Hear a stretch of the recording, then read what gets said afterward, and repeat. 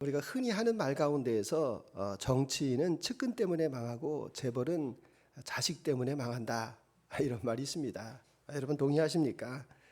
사실 자녀를 키우기가 참 어렵다. 더군다나 신앙으로 그 유업을 이어가는 일은 참 어려운 일이다. 이것에 우리가 많이 동의하실 줄 압니다. 솔로몬 왕, 위대한 왕이었는데 그의 아들 이제 르호보암이 왕이 되었습니다. 자, 이 르호보암 왕 때 일어났던 일인데 제목과 같이 경고등이 울리고 있는 그런 때입니다. 왕으로 즉위를 해야 되는데 그 당시 이스라엘은 12지파의 공동체 개념이 좀 강했습니다. 그래서 르호보암 왕이 이제 이 왕으로 추대를 받기 위하여서 북쪽에 있는 세겜이라는 곳으로 갑니다. 세겜이라고 하는 지역은 어떤 지역인가 하면 요단강이 이렇게 흘러가는데 여호수아가 제일 먼저 요단강을 건넌 지역이 세겜 지역, 그리고 거기에서 12단을 쌓았던 곳, 사사시대에는 그 세겜이 중심지였기 때문에 이제 북쪽으로 올라가서 이제 이 북쪽에 있는 지파들을 만나고 있습니다. 자, 그런데 여기에서 이제 이 백성들이 이 왕에게 요구하는 내용이 나오고 있습니다. 그 왕에게 요구하는 내용은 4절을 보시게 되면 왕의 아버지께서 누굽니까? 솔로몬 왕이 우리의 멍에를 무겁게 하였으나 왕은 이제 왕의 아버지께서 우리에게 시킨 고역과 매운 무거운 멍에를 가볍게 하소서. 그리하시면 우리가 왕을 섬기겠나이다. 백성들은 착합니다. 그 착한 백성들이 뭐라고 이야기를 하는가 하면 아버지 솔로몬 왕으로 인해서 우리가 강제 노역이 많았습니다. 세금도 많이 냈습니다. 그것만 줄여주시면 우리가 당신을 왕으로 섬기겠습니다. 이렇게 말하는 겁니다. 자, 이 내용을 우리가 조금 더 이해를 하시게 되면 우리가 옆에 보시게 되면 9장 27절을 한번 보시기 바랍니다.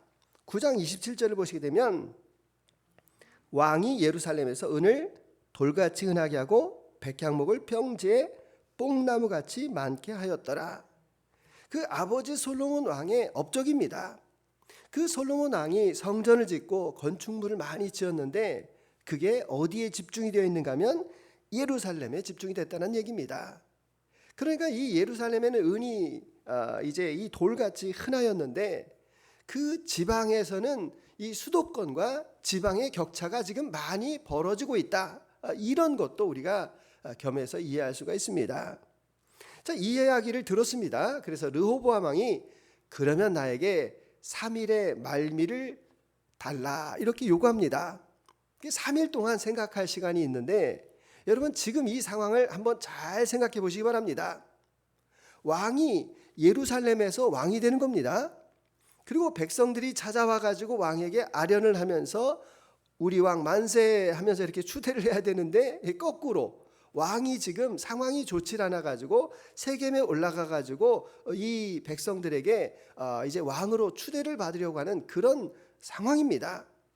이것이 무엇과도 같은가 하면 여러분 자동차를 타시게 되면 이거 가끔 나타나는 경우가 있습니다. 자, 이게 뭡니까? 이제 앵꼬라고 많이 이야기합니다. 이제 엔진이 이제 엔진에 기름이 다 떨어져 가서 이렇게 F 이제 빨간불 쪽으로 이렇게 가게 되는데 이거를 방치하게 되면 어떻게 되는 겁니까? 연료 펌프에 문제가 생깁니다. 그리고 또 이 공기를 주합해 가지고 엔진을 터뜨리는 인젝션에도 문제가 생깁니다. 또 더군다나 이게 조금 더 지나가면 차가 멈추어서서 아주 위험한 일을 당합니다. 그래서 이게 나오면은 기름을 채워야 됩니다. 근데 이런 것들이 우리 가정에서도 있고 기업에서도 있고 똑같습니다. 우리가 최근에 이 영원할 것 같은 그 애플의 위기다라는 말을 듣습니다.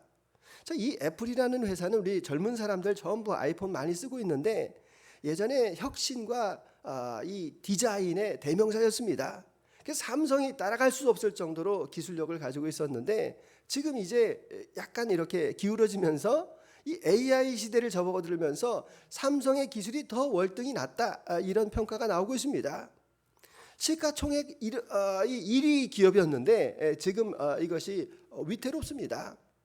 자, 여러 가지 이유가 있지만 왜 그런가 하면은 이 애플을 창시한 스티브 잡스가 이 디자인의 혁신 이거를 많이 추구하였는데 그 다음에 등장한 사람이 팀 쿡이라는 사람입니다. 이 사람은 디자인 쪽보다는 경영 쪽에 더 많은 관심이 있어가지고 이 관리자적인 측면으로 이 애플을 이제 안전하게 이제까지 이끌어와가지고 성장을 시켰는데 더 이상의 혁신이 잘 나타나진 않아서 지금 도태가 되고 있다, 이렇게도 이야기합니다. 가장 대표적인 것이 이제 이 조니 아이브라는 사람이 있습니다. 이 애플과 함께 디자인의 혁신을 이끌었던 사람인데 이 사람이 이제 얼마 전에 사임을 하고 디자인실의 디자이너가 20명이 사직을 했다라는 이야기를 듣습니다. 자, 기업에 그 위기가 찾아올 때가 언제인가 하면 기업에서 가장 측근인 사람들, 가장 핵심인 사람이 기업을 떠날 때, 아니면 이제 물건에 하자가 생겨서 계속해서 컴플레인이 들어올 때, 아니면 기업이 너무 잘 돼가지고 지금 잘 나갈 때, 그때가 기업의 위기다, 이런 이야기가 있습니다. 자, 지금 이 솔로몬이 그 엄청난 나라를 만들었는데 이제 그 아들대로 이것이 왕위가 잘 이양이 돼야 되는데 지금 이제 삐그덕거리는 그 상황을 맞이합니다. 3일 동안 이 르호보암이 무엇을 했는가 하면 이제 자기 아버지와 함께 있었던 그 원로들에게 물어봅니다. 잘한 일 아닙니까? 내가 지금 어떻게 결정하는 것이 좋겠습니까? 원로들에게 물어보니까 원로들이 뭐라고 이야기하는가 하면 7절 한번 보시기 바랍니다. 원로들이 대답하여 이르되 왕이 만일 이 백성을 후대하여 기쁘게 하고 선한 말을 하시면 그들이 영원히 왕의 종이 되리이다. 자, 이 말은 무슨 말입니까? 왕이 그들에게 온화하고 부드럽게 그 백성을 대하시면 좋을 것 같습니다. 이렇게 조언을 합니다.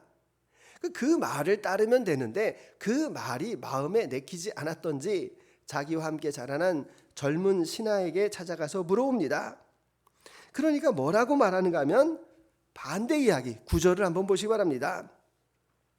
이르되 너희는 이 백성에게 어떻게 대답하도록 권고하겠느냐? 백성이 내게 말하기를 왕의 아버지께서 우리에게 매운 멍에를 가볍게 하라 하였느니라. 이렇게 물어봤습니다. 그랬더니 함께 자란 젊은 신하들이 뭐라고 이야기합니까? 10절에서 왕의 아버지께서 우리의 멍에를 무겁게 하였으나 왕은 우리를 위하여 가볍게 하라 하였은즉 왕이 대답하기를 내 새끼손가락이 아버지의 허리보다 굵으니, 그러면서 뭐라고 이야기합니까? 내 아버지는 가죽 채찍으로 너희를 다스렸지만 나는 전갈 채찍으로 너희를 다스릴 것이다.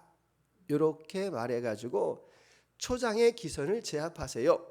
왕의 권위를 확실하게 보여주세요. 이렇게 대답을 한 겁니다.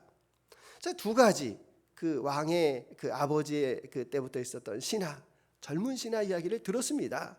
그리고 3일 지나서 그 백성들이 다시 왔을 때 어떻게 이야기합니까? 14절 한번 보겠습니다. 젊은 신하의 가르침을 따랐다, 이렇게 말이 나옵니다. 그리고 내 아버지는 너희의 멍에를 무겁게 하였으나 나는 더 무겁게 할지라. 내 아버지는 가죽 채찍으로 너희를 치셨으나 나는 전갈 채찍으로 치리라.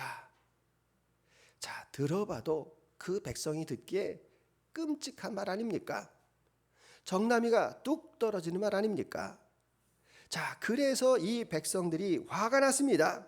화가 나가지고 16절을 보시게 되면 중간쯤에 우리가 다윗과 무슨 관계가 있느냐? 이세 아들에게 받을 유산이 없도다. 이렇게 이야기합니다. 그리고 다윗이여, 그 존경하던 그 다윗 그 가문, 유다 가문에 대해서 이제 너는 내 집으로나 돌아가 돌보라 하고 온 이스라엘이 그들의 장막으로 돌아갔다. 이게 뭡니까?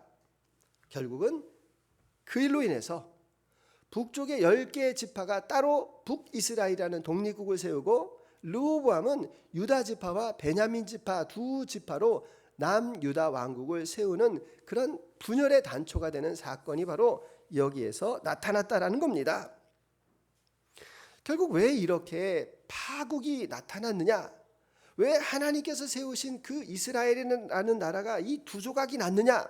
생각을 해보게 되면 그 할아버지 다윗의 범죄가 있었고 아버지 솔로몬이 우상 숭배를 하여서 하나님께서 2번이나 경고하셨습니다.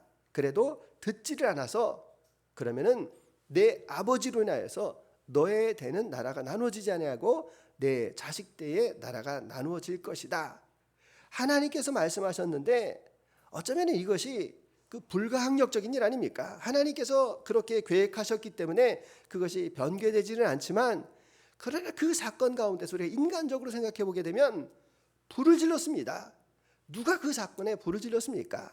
그의 말로 인해서, 어리석은 판단으로 인해서 결국은 나라가 이렇게 두 동강이가 나는 역사를 보게 됩니다. 여러분, 여기에서 우리가 다시 한번 잘 생각해 볼 것이 있는데, 그 왕의 신하의 말을 왜 듣지 않았을까? 그것은 그가 어리석기 때문에 그렇습니다. 지혜의 말을 듣지 않았기 때문에 그러합니다. 여러분, 이 지혜라고 하는 것은 축적되는 겁니다. 젊은 사람들은 패기는 있는데 지혜가 없습니다.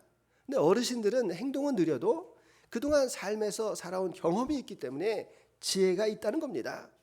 그래서 그 지혜의 말을 들었을 때 에베소서 교회에 말한 요한계시록의 말씀과 같이 내가 어디에서 떨어져 있는지를 생각하고 회개하고 다시 돌이키라라고 하는 것을 그가 기억해야만 했다라는 겁니다. 여러분, 이 지혜라고 하는 것이 얼마나 중요한가 하면, 예를 들어서 어떤 큰 그룹에 사장님이 계십니다. 근데 그 사장님 연봉은 30억. 그런데 평사원의 월급은 500. 이렇게 차이가 납니다. 그럼 물어보겠습니다. 사장님이 일 더 많이 합니까? 평사원이 일 더 많이 합니까? 여러분, 평사원이 일 더 많이 합니다. 사장님은 별로 일하지 않습니다. 그러면 사장님보다도 이 평사원에게 더 월급을 많이 줘야 되는데 그렇지가 않다는 겁니다. 왜냐하면 이 사장님이 가지고 있는 경륜이라는 게 있습니다. 위기 관리 대처 능력이 있고 그 인사 능력이 있고 또 그가 가지고 있는 그 넓은 인맥을 가지고 판단하고 결정하는 일이 이 평사원이 하는 일보다도 훨씬 더 중요하다는 겁니다. 그렇기 때문에 예를 들어서 삼성에 이재용 회장이 있다라고 하면 그 사람이 가지고 있는 그 고견 30억을 주는 게 아깝겠습니까? 그러니까 지혜가 이와 같이 중요하다라는 것을 우리의 삶 속에서도 말씀해 주고 있습니다. 그래서 여러분, 마찬가지입니다.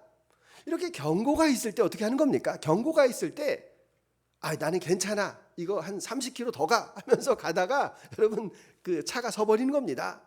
경고등이 들어오면 주유소가 어디지? 빨리 찾아가지고 기름을 넣는 겁니다. 자, 기름을 넣는다라고 하는데 그 기름을 우리가 넣을 수 없는 그런 상황도 있습니다. 자, 국가적으로도 어떤 위기가 찾아올 때가 있습니다. 그 위기 앞에서 잘 핸들링이 안 될 때가 있습니다. 예를 들어 가지고 80년대 우리나라가 수출이 얼마나 잘 됐습니까? 그때 3조 시대라고 이야기합니다. 환율도 낮았고 물가도 낮았고 유가도 낮았고 어떻게 해서든지 수출이 잘 되는 때를 맞이하고 있는데, 지금 어떻습니까? 트럼프 대통령이 들어와 가지고 지금 경제적으로 지금 이 경고등이 켜져 있는 그런 때입니다. 여러분, 이럴 때 우리가 어떻게 해야 되는 것입니까? 이럴 때 반미를 외치고 여러분 이런 게 중요한 것이 아니라, 우리가 정말 하나님 앞에, 하나님 지금 위기의 상황입니다. 이 국가적인 위기의 상황입니다. 그래서 우리가 깨어서 기도하기를 원합니다. 나라를 위해서 기도하셔야 되는 그런 때입니다. 그래서 우리가 이 평소에 안전하다, 평안하다고 할 때 필요한 것이 무엇인가 하면 믿음의 방패가 필요합니다. 믿음의 방패. 왜냐하면 어느 때 알 수 없는 곳에서 그 불화살이 이렇게 날아오는데 그 불화살은 누구도 피할 수가 없는 겁니다. 편안하다, 평안하다라고 할 때 여러분 우리가 더 많이 기도하여서 하나님 앞에 그 기도의 방패를 쌓아야지 어떤 이렇게 불가항력적인 일이 나타났을 때 그것을 막을 수 있는 힘이 바로 평안할 때 있는 일이다라는 겁니다. 그러면 경고등이 켜질 때 여러분 어떻게 하는 게 좋겠습니까? 그것은 내 능력의 한계를 인정하는 겁니다. 내가 할 거야. 이제까지도 잘해왔어. 난 할 수 있어. 여러분, 자기 자신을 믿는 것도 중요하지만 우리는 믿음의 사람이기 때문에 우리보다도 더 크신 분, 회전하는 그림자도 없이 우리의 그 안고 일어섬을 아시는 주님, 천재 편만하신 주님, 이 세상에서 명함을 가장 많이 가지고 계시는 그 주님 앞에 기도하며 지혜를 구하는 것이 중요합니다. 그래서 이 솔로몬 그 아버지가 뭐라고 이야기하는가 하면 잠언에서 4장 7절 같이 한번 읽어봅니다. 지혜가 제일이니 지혜를 얻으라. 내가 얻은 모든 것을 가지고 명철을 얻을지니라. 아멘. 자, 그럼 여러분, 지혜가 뭐고 명철이 뭡니까? 라고 물어보면 힘듭니다. 그게 그거 같습니다. 자, 쉽게 한번 좀 말씀을 드리겠습니다. 지혜라고 하는 것은 호크마라고 말합니다. 그것은 어떤 지식을 가지고 있는데 그냥 지식으로 단답형의 지식을 가지고 있는 것이 아니라 그 경험에서 우러나서 그 지식을 꿰뚫어서 볼 수 있는 것을 우리는 지혜 이렇게 말합니다. 자, 그러면 이 명철이라는 말은 바나라는 단어를 쓰고 있는데 그것은 지식이 있습니다. 구슬이 서말이라도 꿰어야 보배. 이 지식을 잘 꿰어 맞춰 가지고 그것을 가지고 이제 앞으로 이런 일이 벌어지겠다라고 해서 준비할 수 있는 그런 통찰력, 이것을 우리는 명철이라고 말합니다. 그러니까 지혜보다는 명철이 더 큰 단위의 개념입니다. 그래서 우리가 하나님 앞에 지혜를 구할 때 어떻게 합니까? 주의 말씀은 내 발의 등이요 내 길의 빛이니이다, 이렇게 말합니다. 근데 여러분, 우리 예전에 그 등 한번 이렇게 들어보신 분 한번 보시기 바랍니다. 뭐 청사초롱이 되든지 뭐 등이 되든지 이렇게 들고 가면 저기 앞에 있는 사람들이 다 보이죠? 저기 앞에 있는 마을도 다 환하게 보이죠? 그런 거 아닙니다. 여러분, 이 등이라고 하는 것은 조명탄도 아니고 서치라이트도 아니다라는 겁니다. 그것은 내 발 앞에 비춰주고 있는, 그래서 앞을 피하를 식별할 수 있을 정도다라는 이야기입니다. 그 말의 의미는 무엇인가 하면 하나님께서 우리에게 지혜를 주시는데 그 지혜를 가지고 야, 내가 너에게 지혜를 줬으니 이거 가지고 평생 먹고 살아라, 이런 지혜가 아니라는 겁니다. 어떤 문제가 있을 때 하나님, 이 문제 앞에서 내가 어떻게 하는 게 좋겠습니까? 라고 말을 할 때 주님께서 우리에게 조그마한 등을 보여주셔서 그 문제를 해결해 나갈 수 있는 그런 지혜라는 이야기입니다.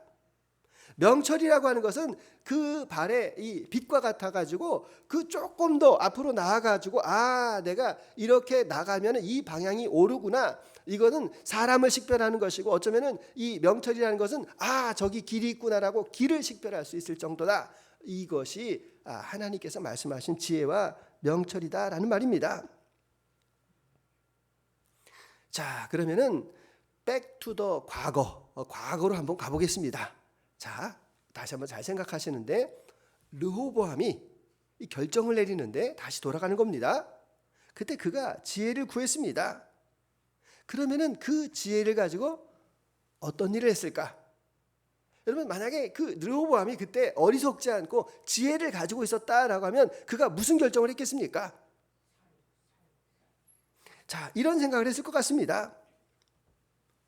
노역과 세금을 줄여주세요, 이렇게 말을 하면 왕한테 도전하는 거야? 이렇게 생각하는 것이 아니라 백성의 입장에서 생각해 보는 겁니다.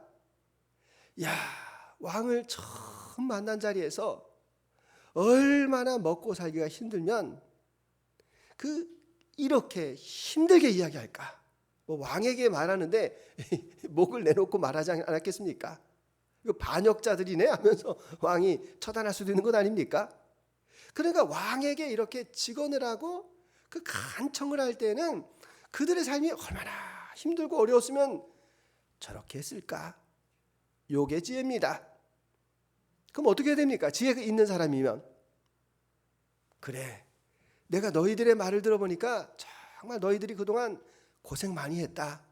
내가 너희들에게 노역과 세금을 줄여주겠다. 요게 지혜입니다. 그럼 다시요. 자, 그러면은 지혜는 이제 알았습니다. 명철은 뭐겠습니까? 명철. 이 르호보암이 이제 명철을 가지게 되었습니다. 자, 그러면 어떻게 결정하겠습니까? 자, 이 일을 통해서 그가 깨달았습니다. 정말 이렇게 힘들구나. 자, 여러분, 이게 명철이라는 게 아주 쉬운 말로 이야기하면요, 깡패도 명철은 있습니다. 깡패가 이제 맞짱을 뜨려고 합니다. 그 깡패는 지형지물을 이렇게 다 봅니다. 막대기가 어디 있지? 병은 어디 있지? 마대자루 어디 있지? 이게 다 이렇게 그 깡패들은 다 이렇게 식별해 봅니다. 그리고 또 봅니다. 저놈의 눈빛, 저놈의 팔뚝, 저놈의 어깨 다 이렇게 봐가지고 판단을 합니다. 싸워도 되겠네 하면은 싸우는 겁니다. 근데 깡패도 딱 봐가지고 저놈이 어떻게 5대 이렇게 뭐가 이렇게 불쑥 튀어나왔는데 저놈 연장 가지고 있네. 나는 연장이 없는데. 그거 어떻게 하는 겁니까? 아이 나이도 많은데 형님 하세요. 나이도 어리니까 아우해 뭐 이러면서 안 싸웁니다. 여러분 이것도 명철입니다. 내 지형지물을 잘 판단해가지고 내가 할 수 있는가 없는가 이것도 판단하는 것이 명철인데, 성경에서 말하는 명철, 자 르호보암이 가져야 되는 명철은 무엇인가 하면 이 백성들의 삶이 지금 너무 어렵구나. 내가 아버지와 같이 이제 건축을 더하고 또 국경을 더 확장시키고 이러면은 내 왕위 가운데에서 어려운 일이 발생하겠구나. 그럼 나는 어떻게 해야 될까? 그래 그럼 나는 밖으로 나가는 것보다 치세를 더 잘해야 되겠다.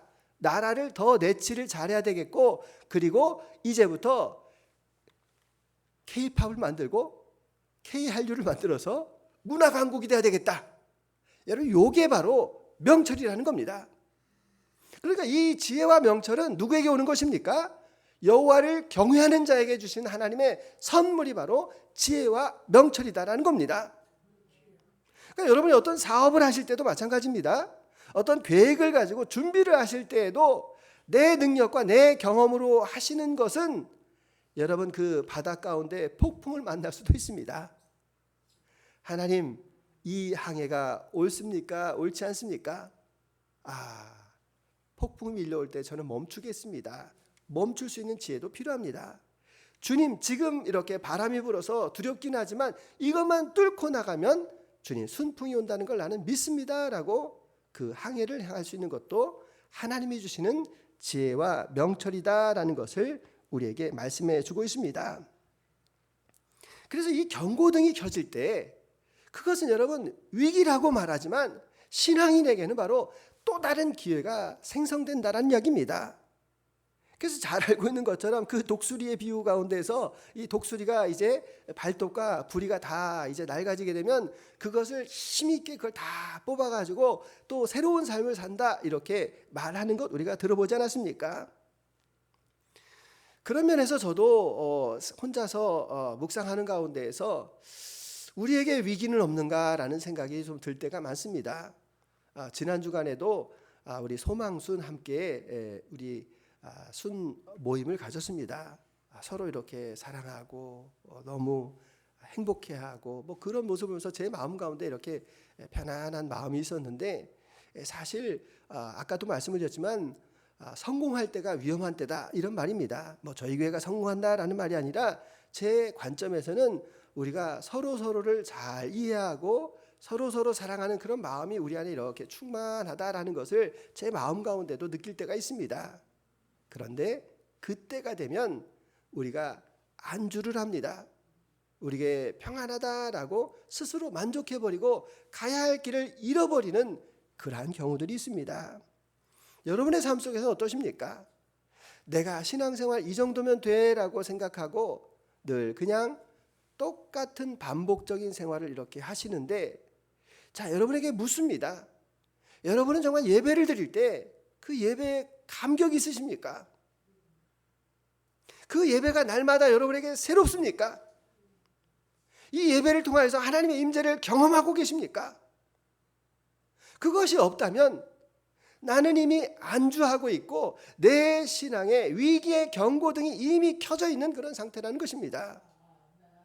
예배를 드려도 감동도 없고 또 사람을 만나도 어떤 기대감도 없고 오래된 교회일수록 나타나는 그 특징이 바로 그 교회의 바로 위기다라는 사실입니다. 그래서 우리가 주님 앞에 우리 스스로를 묻고 늘 자기를 돌아보고 나아가는 것이 중요합니다. 그래서 우리는 이 지혜와 명철 앞에서 지혜의 근원이 되신 예수 그리스도께서는 어떤 삶을 사셨는가, 이것을 우리가 확인해 볼 필요가 있습니다. 예수님께서는 지혜와 명철을 가지고 하나님의 사역을 감당하셨습니다. 사람들에게 관심이 있었던 정치적인 문제에 대해서 별로 예수님께서 신경 안 쓰셨습니다. 먹고 사는 경제 문제에 대해서도 예수님께서 그렇게 신경을 쓰시지 않으셨습니다. 오늘날 우리들이 이 정치적인 문제 앞에서 너무 골몰하고 경제적인 문제 앞에서 우리가 목을 매는 것처럼 예수님은 그런 삶을 사시지 않으셨다라는데 우리와 괴리감이 있습니다. 예수님께서는 성과 촌을 다니시면서 사람의 그 심령의 변화에 관심이 있으셨습니다. 사람의 그 영혼의 구원에 관심이 있으셨다라는 그런 말씀입니다. 그래서 예수님께서 하신 말씀 가운데에서 누가복음 18장 31절을 보면 예수님이 어떤 삶을 사셨는가라는 것을 우리에게 보여줍니다. 누가복음 18장 31절 읽습니다. 예수께서 12제자를 데리시고 이르시되 보라 우리가 예루살렘으로 올라가노니 선지자들을 통하여 기록된 모든 것이 인자에게 응하리라. 아멘. 예수님은 사실 예루살렘에 올라가실 필요가 없습니다. 가나안에서도 그분의 사역으로 충분합니다. 제자도 많이 따르고 그리고 말씀이 제대로 잘 선포되어지고 하나님의 나라가 이 가나안에서도 갈릴리에서도 충분히 이루어질 수가 있습니다.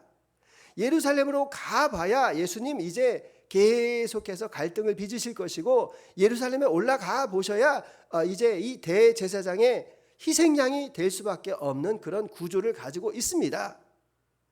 그럼에도 예수님께서는 예루살렘으로 올라가셨다. 이것이 바로 예수님께서 우리에게 보여주시는 삶의 목적이다라는 것입니다. 그래서 우리는 우리의 삶 속에서 성공을 향한 욕심도 있고 열망도 있고 또 어떤 분은 나태하고 게을러서 더 이상의 그 진보를 이루기를 싫어하는 그런 경우도 우리 안에 있습니다. 그러나 우리가 예수님을 따르는 사람이라고 하면 처음이나 나중이나 똑같아야 되지 않겠습니까?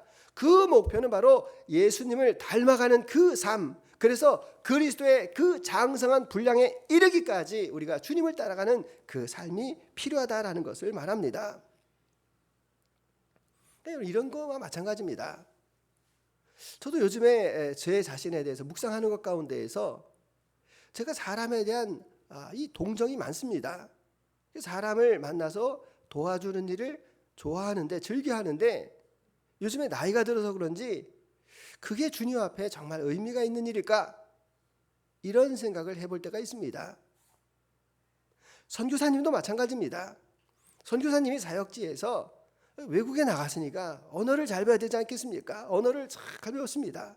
그리고 그 지역에 있는 사람들하고 어쨌든 문화가 다른데 그들과 잘 어울려서 잘 사귀었습니다. 그럼 우리가 보기에 야, 저 선교사님 언어도 잘하시고 또 그 외국에 있는 사람들하고 이렇게 친밀한 관계를 갖고 계시니까 사역을 잘하시는구나라고 생각할 수 있지만 하나님의 관점에서는 아닐 수도 있습니다. 하나님의 관점에서는 무엇인가 하면은 정말 그것이 주님을 위해서 사는가, 그의 사역이 정말 주님의 영광을 위한 것인가 라고 물어볼 때 그것에 우리가 좋게 대답할 수 있어야만 된다라는 이야기입니다. 얼마 전에 선교사님 만나서 같이 식사를 하면서 그런 이야기를 했습니다. 요즘은 선교사님들이 신원이 다 드러납니다. 무슨 말씀인가 하면 여러분이 제미나이나 챗GPT에 윤태성 목사님 딱 치면 따다다다닥 제 이야기가 나옵니다. 똑같습니다. 누구누구 선교사 치면 어느 나라에서 사역하는 선교사라는 게 다 나옵니다. 그러니까 지금은 숨어 있을 데가 없습니다. 선교사님들이 이미 신분을 다 알고 있습니다. 그래서 어느 순간이 되면 이 선교사님들을 이렇게 또각또각 이렇게 추방을 합니다. 선교사님이 두 부류의 선교사님이 있다고 합니다. 한 분은 자기가 신분이 드러나는 것에 대해서 두려워가지고 밖으로 하는 활동에 대해서 극기거리는 선교사님이 있다고 합니다. 근데 제가 만난 선교사님은 그 사역을 그냥 신경 안 쓰고 열심히 합니다. 그래서 제가 물어봤습니다. 아니 그러다가 추방당하시려면 어째요? 하고 이렇게 제가 물어봤습니다. 그랬더니 그분이 하는 말이 그냥 숨어서 자기 안 드러내놓고 사역하시는 선교사님이나 열심히 사역하는 선교사님이나 이상하게 추방되는 것은 다 비슷하다 이렇게 이야기합니다. 그러면서 저에게 묻습니다. 아니 어차피 내가 추방당할 수도 있는데 내가 숨어서 사역하는 게 낫겠습니까? 아니면 드러내놓고 사역하는 게 낫겠습니까? 제가 그 말을 듣고 그렇구나. 모든 것들은 다 주님 앞에 맡긴다라고 하는 것이 바로 그것이구나. 나는 이게 두려워가지고 내가 숨어 있어야 되겠다라고 하는 것이 지혜로운 것 같지만, 세상에서는 지혜롭다라고 말하지만 하나님 나라에서는 그게 지혜로운 것이 아닐 수도 있겠다라는 그런 마음의 생각이 들었습니다. 자, 그래서 우리는 주님을 위해서 지혜와 명철을 구하는 삶이 필요합니다. 근데 주님께서는 이미 명철과 지혜를 주셨는데 그것을 어리석게도 사용하지 못하는 사람이 있습니다. 대표적인 사람이 사사 삼손 아닙니까? 나실인이었고 그에게는 엄청난 지혜와 명철과 힘을 이미 다 주셨습니다. 근데 그 삼손의 이야기를 쭉 읽다가 보면 죄다 한 일이 뭡니까? 그냥 여자 좋아서, 이 여자 좋아서, 저 여자 좋아서 그 힘을 다 여자에게 썼습니다. 다른 이야기로 뭡니까? 믿음의 사람이 하나님께서 주신 능력과 은혜를 가지고 주님을 위해서 살아야 되는데 여자라고 하는 그 세상 속에서 자기의 헛힘을 다 쏟았다라는 이야기가 삼손입니다. 그래서 결국은 삼손이 나중에 어떻게 됩니까? 그 들릴라에 의하여서 머리카락이 잘려나가는데도 그것도 깨닫지 못하고 결국 눈이 뽑혀가지고 다곤의 신전에 끌려가가지고 이 연자 방아를 돌리는 그런 처량한 신세가 됐습니다. 그래서 그가 뭐라고 말을 합니까? 눈이 뽑힌 상태에서 이대로 가다가는 자기가 사사였는데 하나님의 백성이었는데 그 이방인들에 의해서 수치와 조롱 가운데 죽게 생겼습니다. 그래서 주님 앞에 그가 간절하게 기도하지 않습니까? 사사기 16장 28절 같이 읽습니다. 삼손이 여호와께 부르짖어 이르되 주 여호와여 구하옵나니 나를 생각하옵소서. 하나님이여 구하옵나니 이번만 나를 강하게 하사 나의 두 눈을 뺀 블레셋 사람에게 원수를 단번에 갚게 하옵소서 하고 아멘. 자, 이 마지막 순간에 그가 깨달았습니다. 마지막 순간에 그가 깨달아가지고 다곤 신전의 그 두 기둥을 껴안고 죽었는데 결국 뭐라고 이야기를 하는가 하면 그 삼손이 죽을 때 죽은 자가 살아있을 때 죽은 자보다도 더 많았다라는 겁니다. 그러니까 마지막에 그가 회개하고 주를 위해서 살았지만 만약에 그에게 주어졌던 그 지혜와 명철을 가지고 그가 그 일을 감당했다라면 얼마나 더 많은 일을 행했을까라는 생각을 우리가 하셔야 된다는 이야기입니다. 외람된 말씀이지만 여러분 그냥 이해하시고 들으시기 바랍니다. 저는 그런 생각을 가끔 할 때가 있습니다. 하나님께서 나를 부르시는 그 순간이 올 거야. 내가 숨이 꼴깍 넘어갈 때가 있는데 그때에 내가 주님을 이제 배울 텐데 주님 제가 정말 노욕 부리지 않기를 원합니다. 내가 정말 지금 먹었던 그 마음 그대로 주님 앞에 서기를 원합니다. 그 죽음에 대해서 가끔 묵상할 때가 있습니다. 그리고 내가 우리 자녀들에게 깨끗하게 고백을 하고 주님 나라에 가야 되겠다라는 그런 마음의 생각을 가지고 있습니다. 전도서를 왜 말하고 있는 겁니까? 잠언을 왜 말하고 있는 겁니까? 잠언에서 인생을 살면서 너희에게 이러한 지혜가 필요하다라고 잠언에서 말하는 것이고 전도서를 왜 말하는 겁니까? 너희가 이 땅에서 수고하고 애쓰는 모든 것이 있는데 그것은 다 헛것이고 부질없는 것이다라고 말을 합니다. 그러나 주를 위해서 산 것, 주님만을 위해서 산 것이 결국은 남게 된다라는 그 인생의 지혜를 성경의 말씀에서 이미 우리에게 다 들려주고 계시다라는 말씀입니다. 그래서 우리가 주님 앞에 지혜를 구하는 삶이 필요합니다. 그 지혜를 구한 사람들은 여러 사람이 많이 있는데 CNN 테크의 전화성이라는 분이 계십니다. 그분의 간증의 이야기가 이렇습니다. CNN 테크라는 회사 이름은 새로운 거래를 창조한다 뭐 이런 뜻입니다. 그래서 젊은 시절에 정말 그 회사를 세웠는데 그 군 문제가 이렇게 잘 해결되지 않아 가지고 이제 군회를 할 수 없이 가게 됐습니다. 그래서 회사를 어머니한테 맡겼는데 사실 어머니가 뭘 하겠습니까? 근데 이 군에 가가지고도 늘 회사 걱정하고 걱정 근심이 많았는데 이래서 안 되겠다 싶어가지고 새벽에 일찍 일어나서 주님 앞에 늘 기도했다고 합니다. 새벽에 기도를 하는데 주님께서 그에게 지혜를 주시는데 그 당시만 해도 군대에서는 작전, 인사, 교육 이럴 때 전부 이렇게 수기로 이렇게 쓰는데 그걸 딱 보면서 저거를 전산하면 너무 좋겠는데 그래서 거기에서 지혜를 얻어가지고 그 작전일지라는 전산일지라고 하는 그것을 개발을 해가지고 CNT라는 테크라는 그 회사에서 그것을 가지고 매출을 되게 많이 올립니다. 그리고 늘 어려운 일이 있을 때마다 주님 앞에 새벽에 기도합니다. 그러면서 나는 이렇게 시행착오를 많이 겪었는데 새롭게 스타트업 하는 사람들 내가 도와주면 좋겠다. 그래서 엑셀레이터라고 하는 그런 스타트업 회사를 만들어 가지고 젊은 사람들을 계속해서 도와주고 있다. 그래서 자기의 삶의 목표가 무엇인가 하면 나는 돈을 얻는 것도 중요하지만 내 인생 가운데서 사람을 많이 얻는 것이 나의 인생의 목표다라고 하는 그러한 이야기를 들었습니다. 그에게도 위기가 찾아왔는데 그 위기 때마다 하나님 앞에 구할 때 하나님께서 주시는 그 지혜와 명철을 가지고 그 일을 끝까지 감당했다라는 이야기입니다. 예수님을 한번 보시기 바랍니다. 예수님께서는 지혜와 명철이 충만하신 분이셨는데 그분이 그 지혜와 명철을 어떻게 사용하셨습니까? 하나님께서 기뻐하시는 그 목표를 향해서 달려가셨습니다. 그것이 바로 하나님의 지혜와 경륜이 있는 그 십자가의 위대성을 예수님께서 알고 계셨다라는 이야기입니다. 예루살렘에 올라가셨습니다. 올라가셔서 하신 일이 무엇입니까? 나의 죽음을 통해서 이 세상에 가고 오는 세상의 모든 사람들을 구원할 수 있는 그 능력이 바로 이 십자가라는 것을 깨달으시고 아시고 그 십자가를 지심으로 저와 여러분들을 위한 그 구원의 놀라운 역사를 예수님께서 이루어 주셨다라는 사실입니다. 그래서 예수님께서 마지막 기도 가운데 아버지여 저들을 용서하소서 저들은 저들이 하는 일을 알지 못함이니이다 라고 우리를 감싸주시고 위로하시고 그 구원의 반열을 열어주신 것을 우리가 알 수가 있습니다. 오늘 이 말씀을 통해서 다시 한번 생각해 봅니다. 여러분, 위기라고 하는 것은 누구에게나 다 찾아올 수가 있습니다. 그 위기가 환경적인 위기로 찾아올 수가 있습니다. 내가 옴짝달싹할 수 없는 그 위기 상황도 있고 그리고 나의 나태함과 게으름으로 해서 일어나는 그런 위기 상황도 있다는 겁니다. 그 위기 상황 가운데서 우리에게 필요한 것은 하나님께서 우리 마음 가운데 가져다 주시는 그 지혜와 명철이 필요합니다. 그것은 여호와를 경외하는 자에게 주시는 하나님의 선물이라는 사실입니다. 하나님의 선물이 지금 너무나도 필요한 시대 아닙니까? 하나님의 그 도우심이 이 어려운 세상 가운데 더 많이 필요한 나라 아닙니까? 그렇다면 우리가 이것을 깨달았으니까 주님 앞에 기도하는 것이 필요하지 않겠습니까? 주님 나에게 지혜를 주시기 원합니다.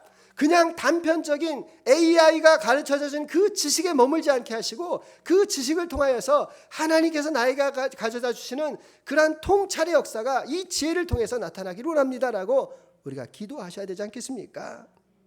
그래서 내가 주님과 함께 동행함이 어떠한지를 여러분 한번 확인해 보시기 바랍니다. 오늘 나는 예배를 드릴 때 감사와 기쁨이 있는가? 만약에 감사와 기쁨이 사라지고 의무적이다라고 하면 주님 앞에 어디서 떨어졌는지를 다시 회개하고 주님 앞에 돌이키시기를 바랍니다. 정말 내가 복음을 전해야 되는데 나에게 지금 복음을 전할 사람이 전혀 생각이 안 난다라고 하면 여러분 신앙의 병폐고 위기라는 것입니다. 내 마음 가운데 내가 누군가에게 복음을 전해야 되겠다라고 하는 그 신앙인의 이름, 그 사람의 이름이 내 안에 저장되어 있어야 된다라는 이야기입니다. 내가 인생을 살면서 내가 하나님 앞에 기도하는 그 기도의 방법을 잃어버렸다라고 하면 여러분 시간을 정하시기 바랍니다. 시간을 정해서 내가 정한 기도를 하나님 앞에 드려야 되겠다라는 그런 결단이 있으시길 원합니다. 식사 기도를 안 하신다라고 하면 다시 한번 회복하시고 주무실 때 일어날 때 기도 안 하신다라고 생각하시면 그것부터 다시 한번 시작하시기 바랍니다. 지혜와 명철은 거저 주시는 것이 아닙니다. 구하는 자에게 주시는 것입니다. 찾는 자에게 주시는 것입니다. 두드리는 자에게 주시는 것입니다. 그래서 내가 이 땅 가운데에서 지혜롭게 살기를 원합니다. 명철하게 살기를 원합니다. 흐리멍텅하게 살지 않기를 원합니다. 내가 어리석게 살지 않기를 원합니다. 그 지혜와 경륜이 주님께로부터 우리에게 내려온 것을 믿으시고 그러한 삶을 살아가시는 저와 여러분들이 다 되시기를 주님의 이름으로 축원합니다. 주님 감사합니다. 경고등이 울릴 때가 있습니다. 주님 그것을 무시하고 가다간 파국이고 파멸입니다. 주님 깨닫게 하여 주시옵소서. 깨닫는 것도 지혜입니다. 그것이 지혜의 출발입니다. 내가 어디에서 떨어졌는지를 다시 한번 깨닫게 하셔서 나를 회복시키실 그 주님, 나에게 가져다 주실 그 지혜와 명철을 간구하며 살게 하여 주시옵소서. 주의 말씀이 내 발의 등이요 내 길의 빛이 되십니다. 그 고백으로 주의 지혜와 명철을 구하며 그 어려움들을 이겨나가는 우리가 다 되도록 주님 함께하여 주옵소서. 감사드리며 예수 그리스도의 이름으로 기도드립니다. 아멘.